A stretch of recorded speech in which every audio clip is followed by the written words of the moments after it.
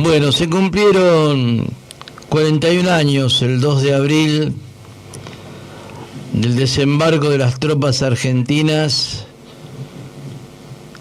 en nuestras queridas Islas Malvinas. Y a mí se me ocurrió pensar también en otra fecha para hacer una especie de comparación, que si bien las comparaciones son odiosas, por lo menos algunas, creo que esta nos puede servir para reflexionar un poquito. Este 30 de abril se van a cumplir 48 años de la vergonzosa derrota y retirada de los Estados Unidos de América de Vietnam. La pérdida de la guerra de Vietnam por parte del imperialismo norteamericano. Y uno se pregunta qué tendrá que ver Malvinas con Vietnam, ¿no? ¿Qué tendrá que ver la guerra de la República Argentina, una guerra que duró un poquito más de 2 meses, contra la OTAN en territorio malvinense,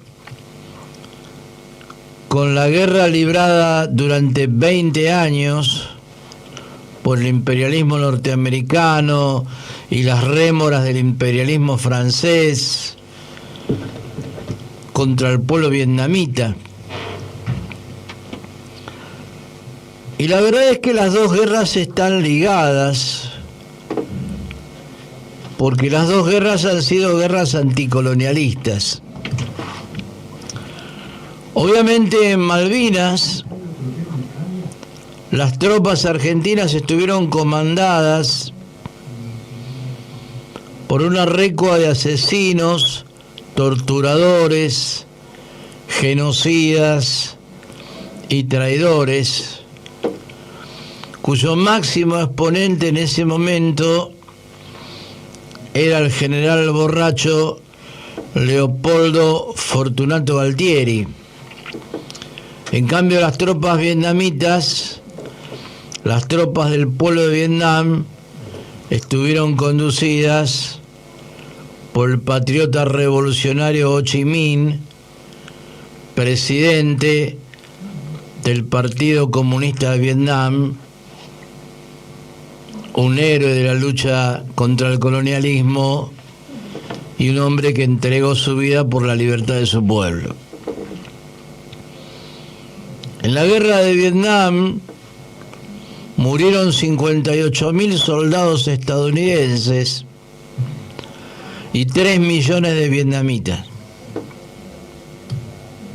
De esos 3 millones de vietnamitas, alrededor de 700.000 fueron combatientes de Vietnam del Sur, aliados del imperialismo norteamericano.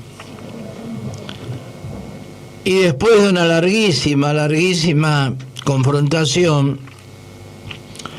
en donde hubo de todo, armas bacteriológicas, napalm, todo tipo de munición disparada, sobre todo contra el pueblo indefenso de Vietnam,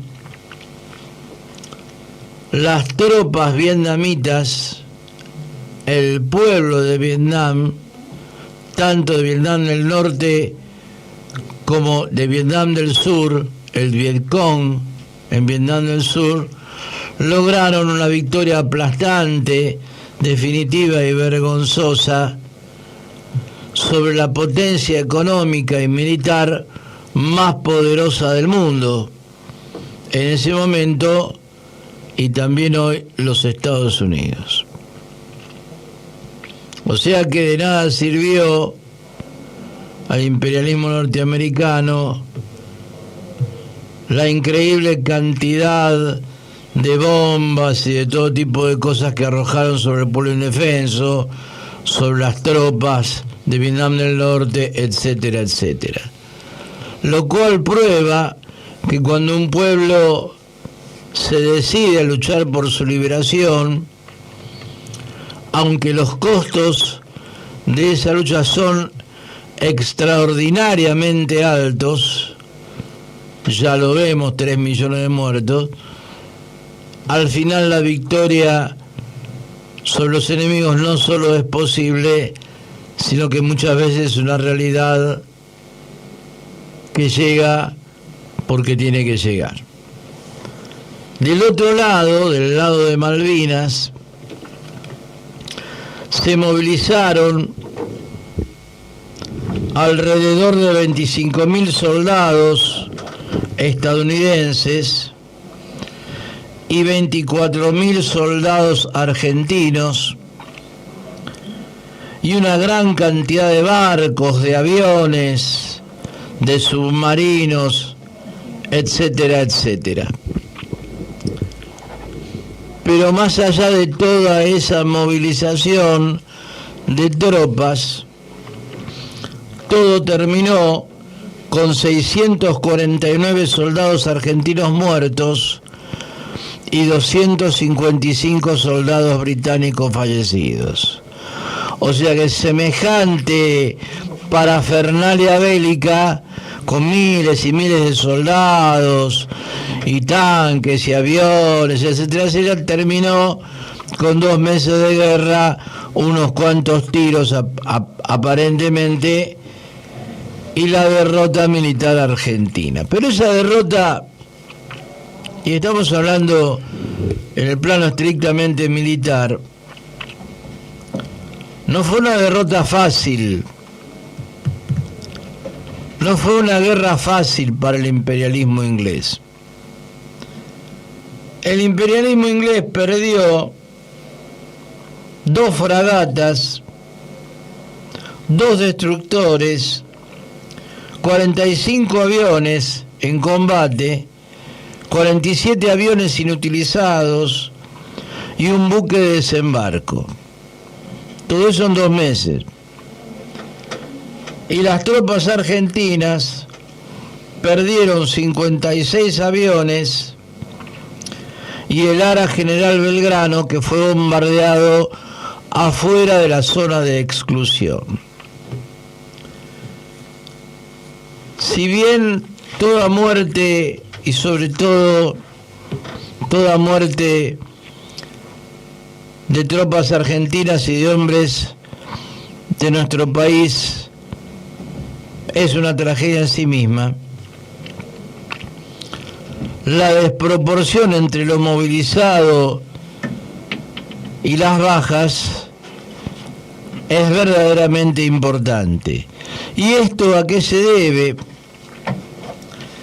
Se debe, entre otras cosas, a que cuando los ingleses atacaron Puerto Leyte y Grytviken el 25 de abril, se enfrentaron a un comandante argentino de la guarnición que, en vez de hacerle frente como debería haber ocurrido, se rindió sin disparar un solo tiro. Ese comandante se llamó y se llama ni más ni menos que Alfredo Astiz. Y otro que se rindió porque se asustó de las miras láser de los ingleses, se asustó de los cañonazos y se asustó de los submarinos y de las declaraciones de la reina, etcétera, fue Luciano Benjamín Menéndez, comandante general de las tropas acantonadas en Malvinas. Estos 2 renacuajos, con perdón de los renacuajos, que se hacían los machos torturando hombres, mujeres y niños encadenados en los chupaderos, el día que tuvieron que empuñar un arma contra soldados de otro ejército, en vez de ponerse al frente de sus soldados y hacer honor a lo que el uniforme argentino debería representar, se rindieron como los cobardes que son. No obstante lo cual, más allá de la rendición de ellos y más allá de lo que significó la dictadura, las Malvinas siguen siendo argentinas y siguen siendo una espina clavada en el corazón de nuestro pueblo. Pero ahí está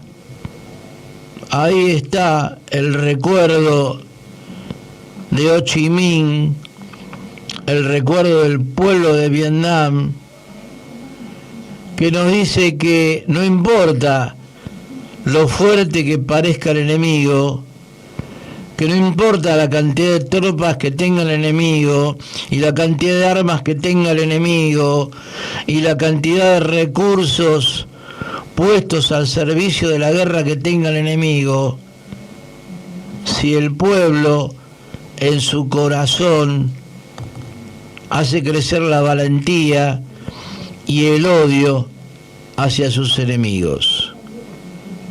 Ahí está Ho Chi Minh y el pueblo vietnamita para recordarnos permanentemente que las batallas que tenemos que librar, que necesariamente tenemos que librar, aunque las condiciones sean absolutamente desfavorables, pueden llegar a ser ganadas, porque lo más importante en una pelea no es aquello con lo cual se cuenta materialmente, sino el corazón de los que luchan. Y el corazón del pueblo argentino está lleno, entre otras cosas, de ese coraje que los traidores que en su momento debieron conducir no pudieron tener.